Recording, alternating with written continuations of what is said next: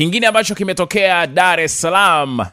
Bana, kwa nini ndoa za sasa hazidumu? Taarifa ambayo imeripotiwa na mwandishi wa BBC ni kuhusiana na mpango mpya sasa hivi wa kanisa Katoliki kuwazawadia wale ambao wanadumu kwenye ndoa kwa muda mrefu. Unaambiwa imezoeleka kwamba ndoa za Kikatoliki zikifungwa zimefungwa. Pamoja na sharti hilo, viwango vya ndoa vinavyoendelea au viwango vya ndoa zinazovunjika vinaendelea kuongezeka, na kufuatia hiyo kanisa Katoliki limeamua kuanzisha tuzo maalum kwa wanandoa wakongwe zaidi kwa mwaka huu katika kanisa hilo.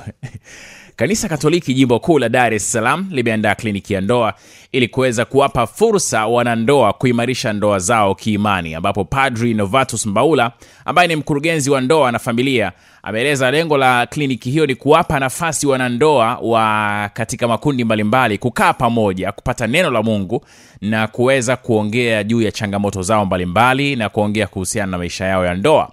Ni nafasi ambayo wanandoa ambao wana uzoefu mkubwa katika ndoa wanaweza kuwafundisha wanandoa wachanga, lakini pia changamoto katika ulimwengu wetu wa sasa, changamoto bado ni zile zile. Hii ripoti inasema miongoni mwa watu waliohudhuria kliniki hiyo ni wanandoa wenye ndoa yenye miaka 61. Brigedia Jenerali mstaafu Francis Mbena mwenye umri wa miaka 86 alifunga ndoa akiwa na umri wa miaka 25 mwaka 1965 June.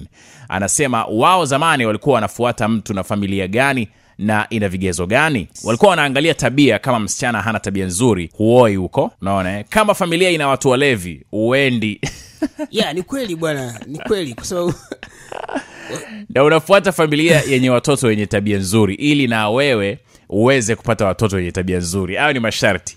Wakati mke wake ambaye ni Maura Steven Mbena ambaye anasema asili yake ni Nyoni, yeye anasema ukiweza kumvumilia mwenzako na ukamsamehe basi unaishi tu, maana kukwaruzana kupo kuishi, na ni kikubwa ni kuvumiliana. Kwa hiyo ndio hivyo. Habari nyingine ya town ni kanisa Katoliki kutoa tuzo maalum kwa wanandoa wakongwe zaidi. Unajua nini Miradi?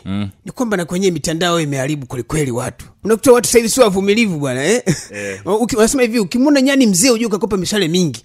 Kwa hiyo sasa hivi watu wanakutana kwenye WhatsApp, Instagram, ndoa zinaanza humo. Mwisho wa siku hujui mgonjwa gani au hujui ametokea wapi. Basi na ndio hivyo inakuwa kwa rahisi vile vile kuachana kupitia Instagram, kupitia WhatsApp, kupitia Snapchat. Ndivyo hivyo. Sisi hatakuwa nazo hizo. Ndio maana mpaka leo mnamuona nipo na Mama K tunadumu tu. Ndio kwanza kama vijana wa jana vile, lakini nyie mizinga imezidi. Kwenye boyfriend tu pale, unapigwa mizinga mpaka unaama kaya nyingi kweli. Punguzeni bwana, ndoa zidumu bwana. Leo mtasema na waandama kweli watu wa Kinondoni, lakini ndio hivyo. Wasichana Kinondoni bwana. Okay, ndio unafanya vile application zile. Mimi mtu mzima natumia application. Unafanya application, hamjakaa wiki, baby 100,000, unasema kazi imeanza hii. Hujakaa kidogo, nataka outing. Shilingi ngapi? 100,000, 1,500, afu unagonga pazuri kweli. Ujaomba wigi kwani? Wigi tena? Wigi kuna paka 500,000. Mimi nilikuwa najua tu mtu asuka twende kilioni basi kwenda kuishi.